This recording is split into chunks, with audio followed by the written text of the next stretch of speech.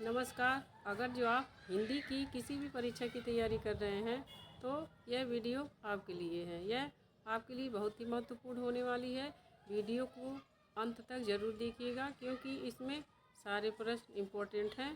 तो हम शुरू करते हैं। आज का पहला प्रश्न, छायावाद युग के 4 स्तंभों में निम्न में से कौन नहीं है। इसमें पूछ रहा है कि जो छायावाद के 4 स्तंभ हैं वह इनमें से कौन नहीं है। अज्ञेय, निराला, पंथ, प्रसाद। तो इसका एक करेक्ट आंसर हो जाएगा अज्ञेय।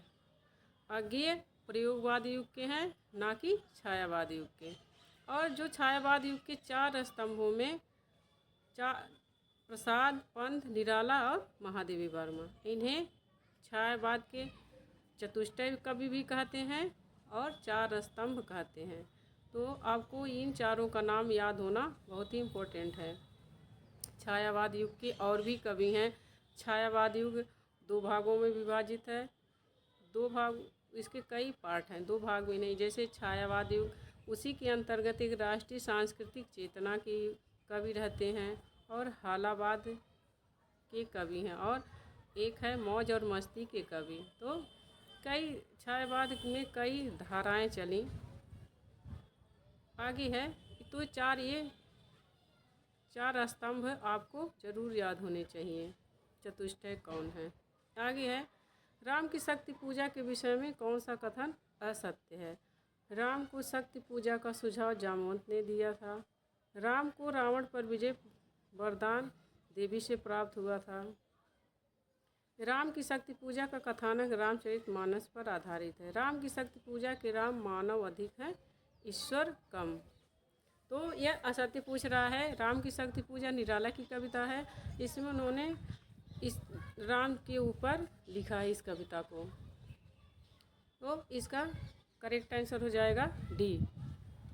राम की शक्ति पूजा में राम ईश्वर अधिक है, मानव अधिक है, ईश्वर कम। तो यह गलत है क्योंकि इसमें राम को ईश्वर के रूप में प्रस्तुत किया गया है। आगे है, कामायनी की यह कथा केवल एक फैंटेसी है। कामायनी के संदर्भ में यह कथन किसका है।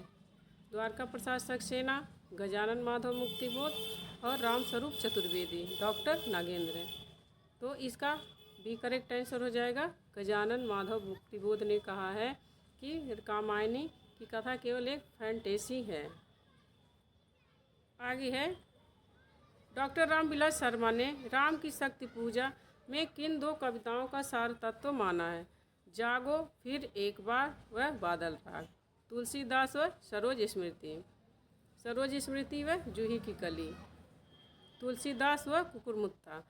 यह वीडियो बहुत ही आपके लिए हेल्पफुल होने वाली। अगर जो आप हिंदी की किसी भी परीक्षा की तैयारी कर रहे हैं, छोटी हो या बड़ी हो, तो जो हिंदी साहित्य से है हर परीक्षा में प्रश्न आते ही हैं। तो डॉक्टर रामविलास शर्मा ने राम की शक्ति पूजा के बारे में कहा है कि किन 2 कविताओं का वह सार तत्व, किन 2 कविताएं उसमें संकलित हैं। तो इसका भी करेक्ट आंसर हो जाएगा तुलसीदास व सरोज स्मृति। ये मोस्ट इम्पॉर्टेंट क्वेश्चन है, इसको आप याद जरूर कर लेना। राम की शक्ति पूजा कविता मूलतः किस संकलन में है। जो कविताएं होती हैं, एक तो कविता होती है, एक काव्य संग्रह होता है। तो एक काव्य संग्रह में कई सारी कविताएं संकलित हैं। तो क्वेश्चन है, पूछ रहा है कि जो राम की शक्ति पूजा कविता है वह किस काव्य संग्रह में संकलित है। गीतिका, परिमल, आराधना, अनामिका। तो इसका डी करेक्ट आंसर हो जाएगा अनामिका। राम की शक्ति पूजा अनामिका काव्य संग्रह में है। यह आपको ध्यान रखना है कि जितने भी कविताएं, प्रमुख कविताएं हैं, वो किस काव्य संग्रह में है वह आपको पता होनी चाहिए। जैसे महादेवी वर्मा की कई काव्य संग्रह, नीरजा, रस्म, निहार, सांध्य गीत, ये सब उनके काव्य संग्रह। तो उनकी कविताएं किस में संकलित हैं। तो सारी जो प्रसिद्ध कविताएं हैं किस काव्य संकलन में है, ये याद होना चाहिए। निम्न में से क्या स्वच्छंदता, निम्नलिखित में से क्या स्वच्छंदतावादी साहित्य की प्रमुख विशेषता नहीं है। यह बाह्य जगत को अधिक महत्व देता है। यह सब प्रकार की रूढ़ियों से मुक्त होता है। इसमें कल्पना और असाधारणता का प्राचुर्य रहता है। अभिव्यंजना में यह सांकेतिक व्यंजना प्रधान होता है। तो इसका एक करेक्ट आंसर हो जाएगा, यह बाह्य जगत को अधिक महत्व देता है। यह है इसके बारे में स्वच्छंदतावादी कवियों की और साहित्य की यह विशेषता नहीं है। आगे है,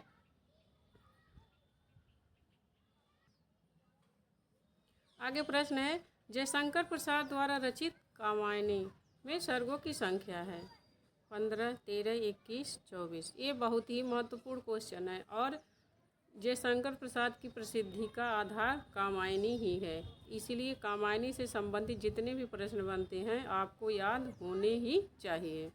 तो कामायनी में सर्गों की संख्या कितनी है? 15। इसका ए करेक्ट आंसर हो जाएगा। कामायनी में सर्गों की संख्या 15 है।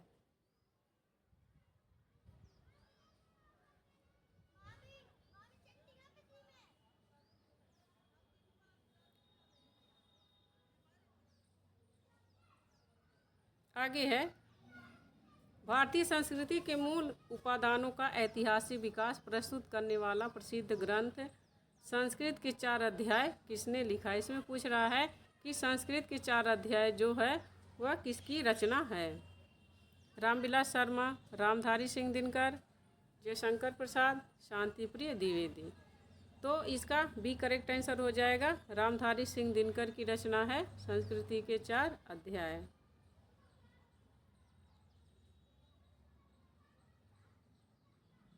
रामधारी सिंह दिनकर के अनुसार कुरुक्षेत्र में किसका आलम्बन लेकर उन्होंने महत्वपूर्ण प्रश्न की कृति में उपस्थित किया है? कुरुक्षेत्र में कौन कौन हैं जो मुख्य हैं, किसका उन्होंने सहारा लिया है? देश की जनता का, अर्जुन और द्रौपदी का, राधा और कृष्ण का, भीम और युधिष्ठिर का। तो इसका डी करेक्ट आंसर हो जाएगा। भीम और युधिष्ठिर का संवाद है कुरुक्षेत्र। आत्मा का संग्राम आत्मा से और देह का संग्राम देह से जीता जाता है। रामधारी सिंह दिनकर का यह कथन किस कृति के संदर्भ में कहा गया है? रश्मिरथी, उर्वशी, कुरुक्षेत्र, हुंकार। कि आत्मा का संग्रह आत्मा से और देह का संग्राम देह से। रामधारी सिंह दिनकर ने अपनी किस रचना के बारे में यह कहा है? तो उर्वशी। इसका भी करेक्ट आंसर हो जाएगा। आगे है, प्रस्तुत पंक्तियों में किस कृति, जो प्रस्तुत पंक्तियां हैं किस कृति से ली गई हैं? इस वैयक्तिक भोगवाद से फूटी विष की धारा तड़प रहा है जिसमें पढ़कर मानव समाज यह सारा। तो यह किस कविता से ली गई हैं? रश्मिरथी, उर्वशी, कुरुक्षेत्र, हुंकार।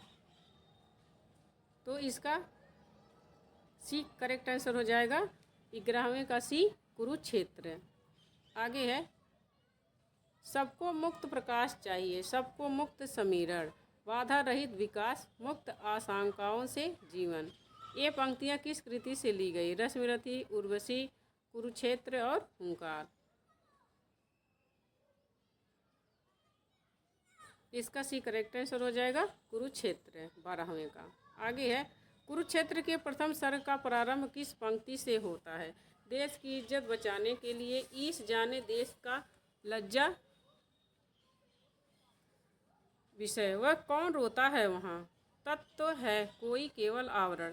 कुरुक्षेत्र का जो प्रथम सर्ग है पूछ रहा है किस पंक्ति से शुरू हुआ है। तो आप समझ सकते हैं कि हर एक जो काव्य है, हर एक जो रचना है उसका हमें विस्तृत अध्ययन करना पड़ेगा और यह पिछली परीक्षाओं में पूछा गया प्रश्न है। तो इसका सी करेक्ट आंसर हो जाएगा कि कौन रोता है वहाँ। कुरुक्षेत्र का मुख्य प्रतिपाद्य क्या है? युद्ध विरोधी प्रवृत्ति,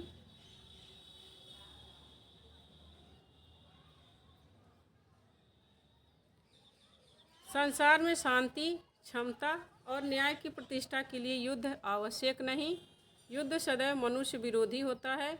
जब तक संसार में सद्भावना, शांति, क्षमता और न्याय की प्रतिष्ठा नहीं होती है तब तक युद्ध अनिवार्य है। कुरुक्षेत्र का, दिनकर ने कुरुक्षेत्र लिखने का उनका मुख्य उद्देश्य क्या था? तो इसका डी करेक्ट आंसर हो जाएगा। कुरुक्षेत्र का यही उद्देश्य है कि जब तक संसार में सद्भावना, शांति, क्षमता और न्याय की प्रतिष्ठा नहीं होती है तब तक युद्ध होना जरूरी है। रश्मिरथी के रचयिता हैं। आगे प्रश्न है कि रश्मिरथी के रचयिता हैं कौन है? माखनलाल चतुर्वेदी, नागार्जुन, रामधारी सिंह दिनकर, हरिवंश राय बच्चन। तो इसका सी करेक्ट आंसर हो जाएगा रामधारी सिंह दिनकर। रश्मिरथी है तो यह इनकी दिनकर की रचना है, जिसमें आगे दिनकर की किस कृति का कथानक कर्ण है? कथानायक, यहाँ पर कथानायक रहेगा। कथानक की जगह कथानायक। कि दिनकर की किस कृति का कथानायक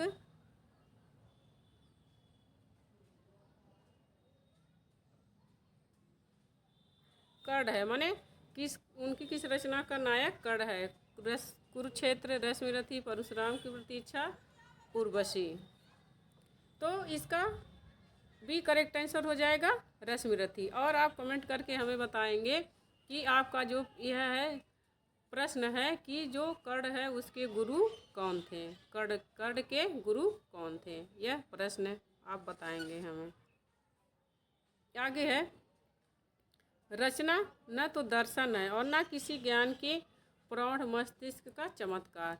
यह तो अंततः एक साधारण मनुष्य का शंकाकुल हृदय ही है जो मस्तिष्क के स्तर पर चढ़कर बोल रहा है। रामधारी सिंह दिनकर द्वारा कहा गया यह कथन उनके किस काव्य संबंध से है? तो जो कथानक होते हैं, जो विद्वानों के किसी रचना के बारे में, किसी कवि के बारे में और किसी कवि की अपनी ही रचना के बारे में जो कहा गया रहता है कथन, वह तो इम्पोर्टेंट है और याद होना ही चाहिए। जितने भी प्रसिद्ध कथानक हैं आपको सारे याद होने चाहिए, क्योंकि पेपर में हर तरह के प्रश्न बनते हैं। तो यह रचना रामधारी सिंह दिनकर अपनी किस रचना के बारे में कह रहे हैं? कुरुक्षेत्र, रश्मिरथी, परशुराम की प्रतीक्षा, उर्वशी।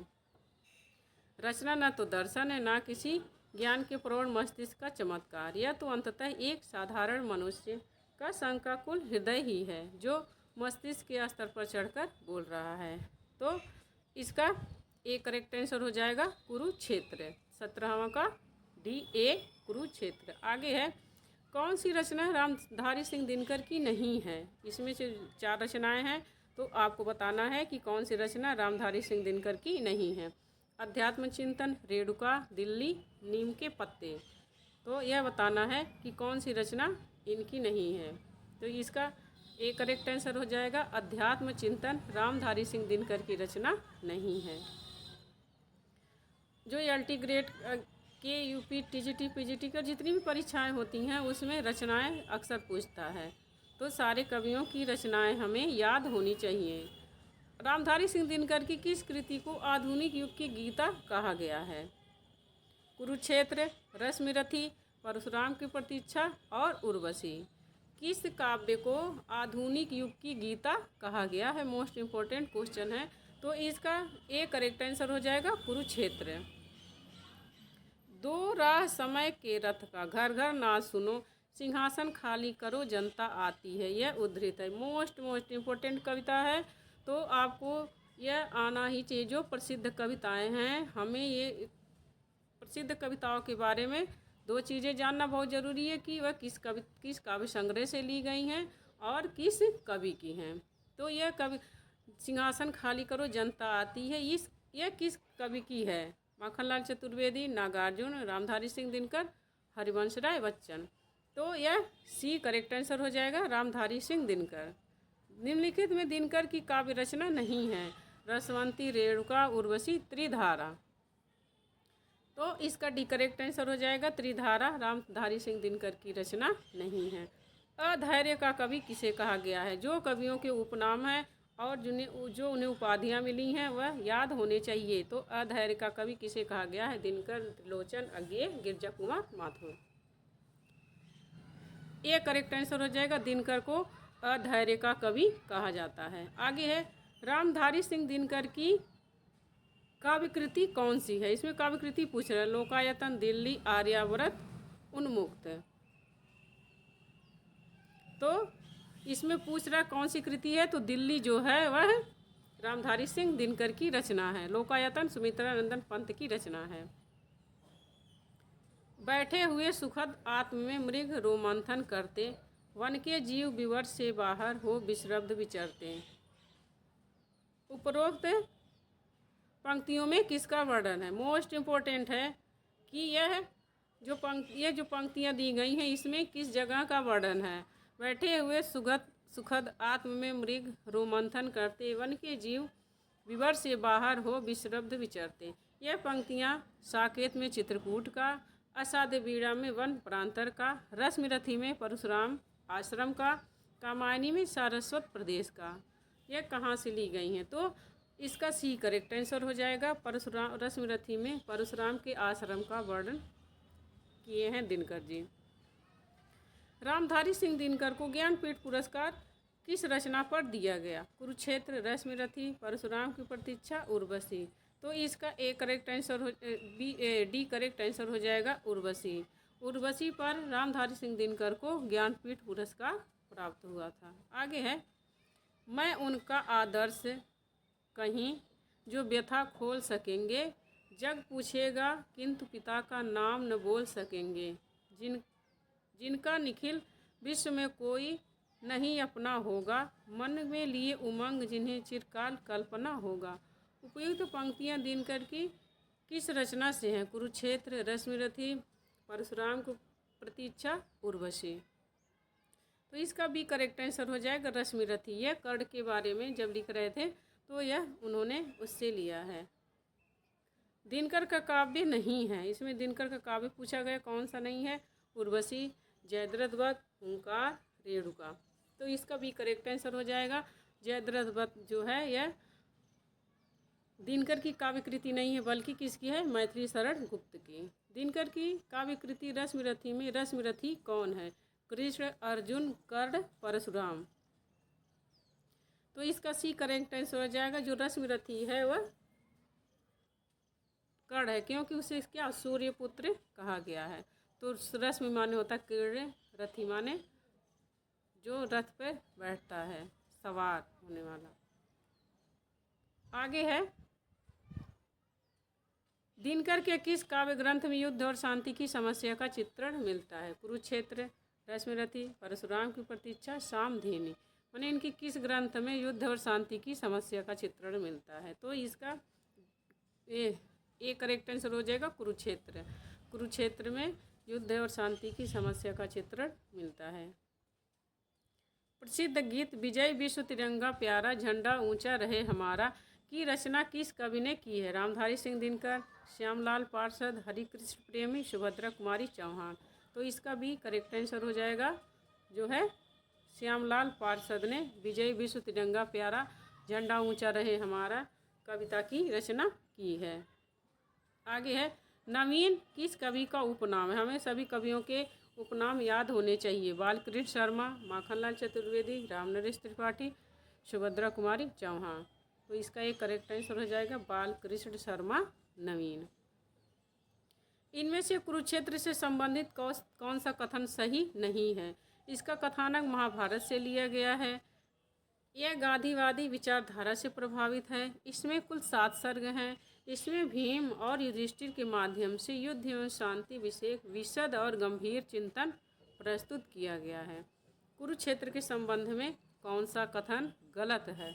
तो इसका बी करेक्ट आंसर हो जाएगा। यह गांधीवादी विचारधारा से प्रभावित है।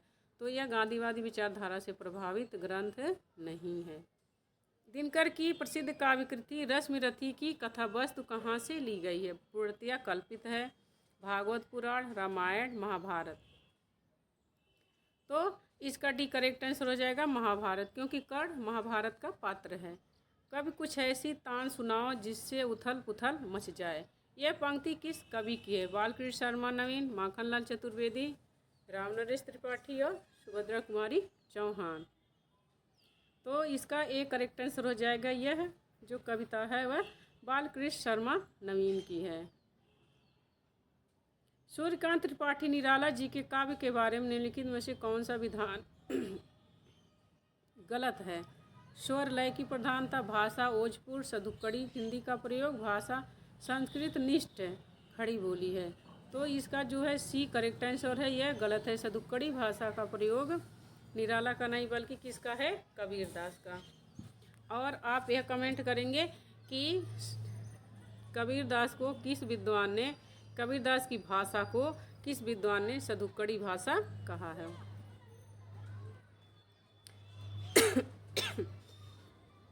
हृदय की अनुकृत बाह्य उदार, एक लंबी काया उन्मुक्त। यह पंक्तियाँ किसके प्रति कही गई हैं और किस काव्य की हैं? कवि के प्रति, मनु के प्रति, ईड़ा के प्रति, श्रद्धा के प्रति। तो यह कामायनी का है और श्रद्धा के प्रति कही गई हैं। कामायनी में 15 सर्ग हैं। 15 सर्ग उनके क्या भावात्मक शब्द हैं, उसमें जो भावों के ऊपर हैं, जैसे चिंता, आशा, श्रद्धा। कभी कभी प्रश्न पूछ लेता है रचनाओं के बारे में। अगर प्रश्न पूछेगा कि कामायनी किस सर्ग से शुरुआत का पहला सर्ग क्या है, तो उसका पहला सर्ग चिंता है। इसके 15 सर्गों को आपको लिखना। मैं अपने नेक्स्ट वीडियो में कामायनी के 15 सर्गों का नाम एक ही साथ लिख दूंगी। तो इससे कामायनी, क्योंकि जयशंकर प्रसाद की प्रसिद्धि का आधार है, तो अगर जयशंकर प्रसाद से प्रश्न पूछेगा, काव्य से पूछेगा, तो कामायनी से पूछने की संभावना ज़्यादा है। डॉक्टर राम कुमार वर्मा द्वारा रचित गीत कौन सा है? भग्नदूत, मौक्तिकमाल, हिमहास, रागिनी, अंतर रागिनी। तो इसका सी करेक्ट आंसर हो जाएगा हिमहास। जो भग्नदूत है किसका है? अज्ञेय का। जयशंकर प्रसाद की ब्रज भाषा में लिखी कविताओं का संग्रह किस नाम से प्रकाशित है? प्रेम पथिक, महाराणा का महत्व, चित्रधार, करुणालय। इसमें पूछ रहा है वह कौन सा काव्य संग्रह है जिसमें जयशंकर प्रसाद की ब्रज भाषा की कविताएं संकलित हैं? तो इसका सी करेक्ट आंसर हो जाएगा चित्रधार। चित्रधार में जयशंकर प्रसाद की ब्रज भाषा की रचनाएं हैं। आगे है, ऑल इंडिया रेडियो को गौरवान्वित करने वाले निम्नलिखित साहित्यकारों में से एक नाम असत्य है। यहाँ पर आपको 3 नाम ऐसे मिलेंगे, 3 कवियों के जिन्होंने ऑल इंडिया रेडियो में काम किया है। तो कौन नहीं है उनका बताना है। सूर्यकांत त्रिपाठी निराला, सुमित्रा नंदन पंत, भगवती चरण वर्मा, अज्ञेय। तो ए करेक्ट आंसर हो जाएगा सूर्यकांत त्रिपाठी निराला। ये ऑल इंडिया रेडियो में काम नहीं किए हैं, लेकिन तीनों लोग किए हैं। तो तीनों लोग का नाम आपको मेरे ख्याल से लिख लेना चाहिए अपनी नोटबुक में। इसमें से क्या पता किसी एक का नाम पूछ ले तो कह दे कि किसने काम किया है। तो पंत, भगवती चरण वर्मा, अज्ञेय, इन लोगों ने ऑल इंडिया रेडियो में काम किया है। पंचवटी प्रसंग किस कवि की रचना है? निराला की, सुमित्रा नंदन पंत, भगवती चरण वर्मा, अज्ञेय। तो पंचवटी प्रसंग जो है यह निराला की रचना है। आगे है, सियाराम शरण गुप्त की रचना आत्मोत्सर्ग में किसके बलिदान की गाथा अंकित की गई है? चंद्रशेखर आज़ाद, रामविलास बिस्मिल, भगत सिंह, गणेश शंकर विद्यार्थी। तो इसका डी करेक्ट आंसर हो जाएगा गणेश शंकर विद्यार्थी। निराला की निम्नलिखित पंक्तियाँ उनकी किस कविता से ली गई? इसमें जो पंक्तियाँ हैं यह बताना है। यह है उपाय, कह उठे राम ज्यों मंद्रित घन, कहती थी माता मुझको राजीव नयन। तो निराला की कौन सी ली गई है? तुलसीदास, पंचवटी प्रसंग, राम की शक्ति पूजा, अधिवास। तो इसका सी करेक्ट आंसर हो जाएगा राम की शक्ति पूजा से ली गई है। किसके कथन है? राम जी के कथन हैं। बहुत ही अच्छी राम की शक्ति पूजा है। अगर जो आप पढ़ना चाहेंगे तो गूगल पे मिल जाती है। यह बहुत ही अच्छी कविता, पढ़ने में बहुत अच्छी लगती है, राम की शक्ति पूजा। इसमें सारे इम्पोर्टेंट क्वेश्चन हैं, तो आप वीडियो को अंत तक देखना और ध्यान से देखना। जो आपको मैं जो बोलूँगी कि इम्पोर्टेंट है उसे नोट कर लेना है, और जो आपको लगे कि आपको नहीं आ रहा है उसका उत्तर, तो उसे भी आप अपने जो नोटबुक है उस पर नोट कर लेना। महादेवी वर्मा के काव्य संग्रह नीरजा के लिए उन्हें कौन सा पुरस्कार मिला था? मंगला प्रसाद पारितोषिक, भारत भारती, शेक्सपियर साहित्य अकादमी। तो इसका सी करेक्ट आंसर हो जाएगा जो शेक्सपियर है वह नीरजा के लिए मिला था, और यामा पर उन्हें ज्ञानपीठ पुरस्कार मिला था। मोस्ट इम्पोर्टेंट है, ज्ञानपीठ के लिए भी पूछ लिया जाता है कि महादेवी वर्मा को किस रचना पर ज्ञानपीठ पुरस्कार मिला था? तो यामा पर, और नीरजा पर शेक्सपियर पुरस्कार। छायावाद के किस कवि का काव्य अरविंद दर्शन के जीवन से प्रभावित है? महादेवी वर्मा, निराला, प्रसाद, पंत। तो इसका डी रहेगा यहाँ, तो इसका डी हो जाएगा सुमित्रा नंदन पंत। निम्नलिखित में से कौन सी पुस्तक महात्मा गांधी के जीवन पर आधारित है? महामानव, आत्मजयी, लोकायतन, एक और पुरुष। तो एक करेक्ट आंसर हो जाएगा। जो महामानव है वह गांधी जी के जीवन पर आधारित है, लेकिन जो लोकायतन है पंत जी की रचना है यह गांधीवादी दर्शन पर आधारित है। निम्नलिखित में से कौन सा काव्य संग्रह महादेवी वर्मा का नहीं है? निहार, रश्मि, नीरजा, पल्लव। तो इसका डी करेक्ट आंसर हो जाएगा। जो पल्लव है वह महादेवी वर्मा का नहीं है, बल्कि किसका है? सुमित्रानंदन पंत का। महाकाव्य कामायनी में निहित दर्शन है। पूछ रहा है कामायनी में कौन सा दर्शन है? वेदांत दर्शन, चारवाक दर्शन, अरविंद दर्शन, प्रत्यभिज्ञा दर्शन। तो कामायनी में कौन सा दर्शन? इसका डी करेक्ट आंसर हो जाएगा, प्रत्यभिज्ञा दर्शन। मुझे तोड़ लेना बनमाली, उस पथ में देना तुम फेंक, मातृभूमि पर शीश चढ़ावे, जिस पथ जावे वीर अनेक। ये पंक्तियाँ किस रचनाकार की हैं? बालकृष्ण शर्मा नवीन, माखनलाल चतुर्वेदी, रामनरेश त्रिपाठी, सुभद्रा कुमारी चौहान। तो बी करेक्ट आंसर हो जाएगा। यह माखनलाल चतुर्वेदी की है। रचना देकर, कविता देकर के पूछ लेगा किस कविता की हैं, तो पुष्प की अभिलाषा। निम्न में छायावादी कवि नहीं है? सिया राम शरण गुप्त, निराला, पंत, प्रसाद। तो इसका एक करेक्ट आंसर हो जाएगा, सिया राम शरण गुप्त। निम्नलिखित में से एक छायावाद की प्रवृत्ति नहीं है, वह है अमूर्त एवं अशरीरी सौंदर्य चित्रण, प्रकृति का चित्र, मानव प्रेम, शिशु प्रेम एवं अज्ञात के प्रति व्यक्ति उदात्त प्रेम वर्णन, इतिवृत्तात्मकता। इसमें पूछा है ये जितनी भी विशेषताएं हैं इसमें से कौन सी विशेषता छायावाद युग की नहीं है? तो डी करेक्ट आंसर हो जाएगा, इतिवृत्तात्मकता। इतिवृत्तात्मकता जो है द्विवेदी युग की सबसे बड़ी विशेषता है। राम की शक्ति पूजा का प्रकाशन वर्ष। देखो ये प्रकाशन वर्ष भी परीक्षा में पूछ ले रहा है, तो हमें जो प्रसिद्ध रचनाएं हैं वह उनका प्रकाशन वर्ष याद होना चाहिए। जो प्रसिद्ध रचनाएं हैं, जो प्रसिद्ध कवि हैं, जैसे ये निराला की है राम की शक्ति पूजा, इसका प्रकाशन वर्ष 30, 36, 38, 40 कौन सा है? तो इसका बी करेक्ट आंसर हो जाएगा 1936 ईस्वी। और उनकी प्रसिद्ध कविता तुलसीदास है और कुकुरमुत्ता है, जिसका प्रकाशन 1942 ईस्वी है। लोकायतन किस विधा की कृति है? खंड काव्य, प्रबंध काव्य, मुक्तक काव्य, नीति काव्य। तो लोकायतन जो है वह क्या है? प्रबंध काव्य है। आगे है तुलसीदास के रचनाकार हैं निराला, महादेवी वर्मा, पंत, जयशंकर प्रसाद। तो इसका एक करेक्ट आंसर हो जाएगा, जो है निराला जो है इसके रचनाकार हैं। आगे है महादेवी वर्मा को रामायणी में कौन सी रचना संकलित नहीं है? उनकी जो यामा काव्य संग्रह है उसमें कौन सी रचना संकलित नहीं है? निहार, दीपशिखा, रश्मि, सांध्य गीत।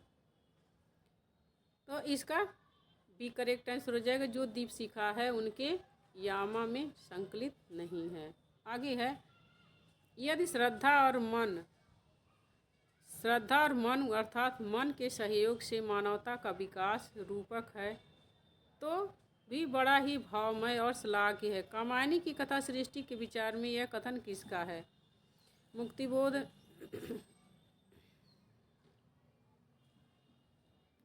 जयशंकर प्रसाद, नंदुलारे वाजपेयी और अज्ञेय। तो यह जयशंकर प्रसाद जी का ही कथन है अपनी ही कामायनी के बारे में। आगे है कामायनी नए युग का प्रतिनिधि काव्य है। कामायनी के बारे में यह कथन किसका है?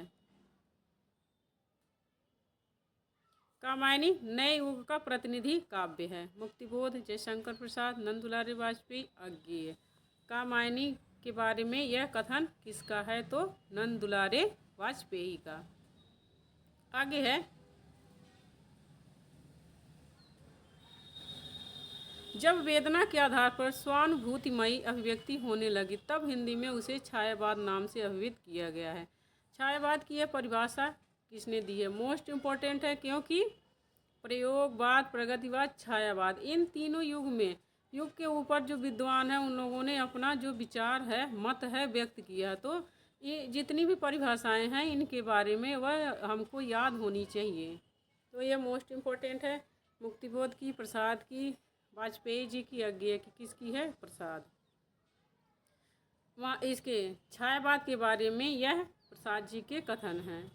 छायावाद सांसारिक वस्तुओं में दिव्य सौंदर्य का प्रत्यय। छायावाद के बारे में यह कथन किसका है? मुक्तिबोध, जयशंकर प्रसाद, नंदुलारे वाजपेयी, अज्ञेय। तो इसका बी करेक्ट आंसर हो जाएगा नंदुलारे वाजपेयी। आगे है कामायनी ताजमहल के समान है। कामायनी के बारे में यह कथन किसका है? किसने कहा है कि कामायनी ताजमहल के समान है? महादेवी वर्मा, निराला, प्रसाद, पंत।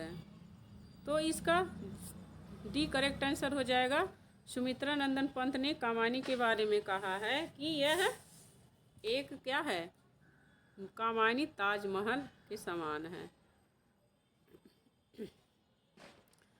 मोस्ट इम्पोर्टेंट है यह क्योंकि बार बार परीक्षा में पूछा जाता है, छोटी भी है इसलिए पूछ ली जाती है। छायावाद स्थूल के प्रति सूक्ष्म का विद्रोह है। छायावाद के बारे में यह कथन किसका है? द्वारका प्रसाद सक्सेना, गजानन माधव मुक्तिबोध, रामस्वरूप चतुर्वेदी और डॉक्टर नगेंद्र। तो इसका डी करेक्ट आंसर हो जाएगा डॉक्टर नगेंद्र।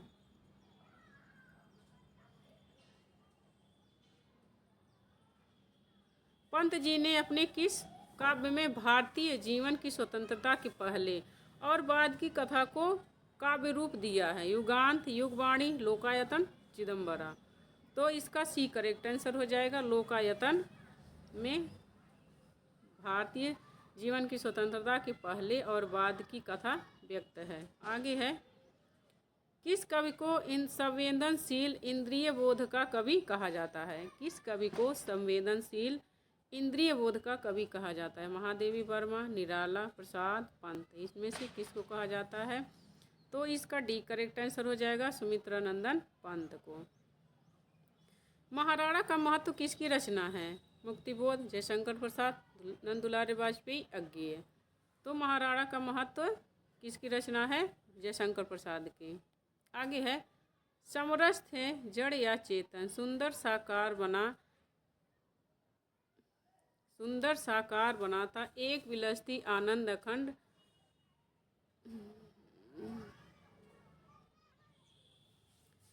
समरस थे जड़ या चेतन, सुंदर साकार बना था एक विलसती आनंद अखंड।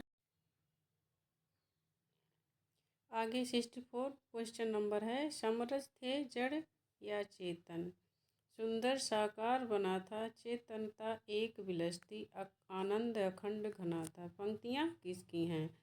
महादेवी वर्मा, सूर्यकांत त्रिपाठी निराला, जयशंकर प्रसाद, सुमित्रा नंदन पंत। तो इसका सी करेक्ट आंसर हो जाएगा सुमित्रा नंदन पंत। आगे है हम दीवानों की क्या हस्ती, आज यहाँ कल वहाँ चलें, मस्ती का आलम साथ चला, हम धूल उड़ाते जहाँ चले। किसकी काव्य पंक्तियाँ हैं? रघुवीर सहाय, जयशंकर प्रसाद, अज्ञेय, भगवती चरण वर्मा। तो इसका डी करेक्ट आंसर हो जाएगा भगवती चरण वर्मा। निराले जी द्वारा रचित कविता खंडहर के प्रति निम्न में से किस प्रकार की कविता है? प्रेम गीत, रौद्र रूपी कविता, संबोधन गीत, व्यंग्य गीत। तो इसका सी करेक्ट आंसर हो जाएगा संबोधन गीत।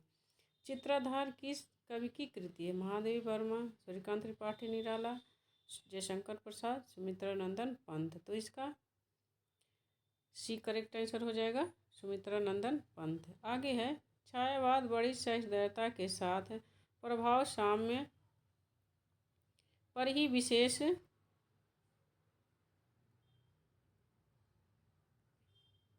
लक्ष्य रखकर चला। छायावाद के संबंध में यह कथन किसका है? शुक्ल जी का है, हजारी प्रसाद द्विवेदी का है, शांति प्रिय द्विवेदी का, नंदुलारे वाजपेयी। छायावाद बड़ी सहृदयता के साथ प्रभाव साम्य पर ही विशेष लक्ष्य रखकर चला। तो यह कथन है शुक्ल जी का। किस विद्वान ने कामायनी को छायावाद का उपनिषद कहा है?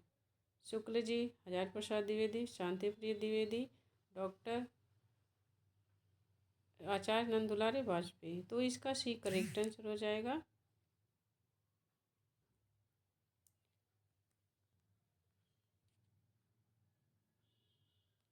आगे है शैशव के सुंदर प्रभात का मैंने नव विकास देखा, यौवन की मादकता लाली में जीवन का हुलास देखा। पंक्तियाँ किसके द्वारा लिखी गई हैं?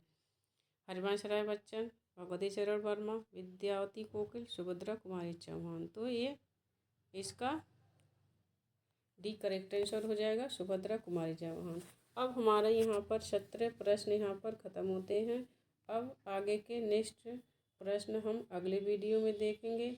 तो मिलते हैं नेक्स्ट वीडियो में। तब अगर जो आपको वीडियो अच्छी लगे, हेल्पफुल लगे, तो आप हमारे चैनल अर्चना हिंदी साहित्य अध्ययन को सब्सक्राइब करिए, लाइक करिए, शेयर करिए, ताकि हमें एक मोटिवेशन मिले और आपको भी इससे फ़ायदा हो।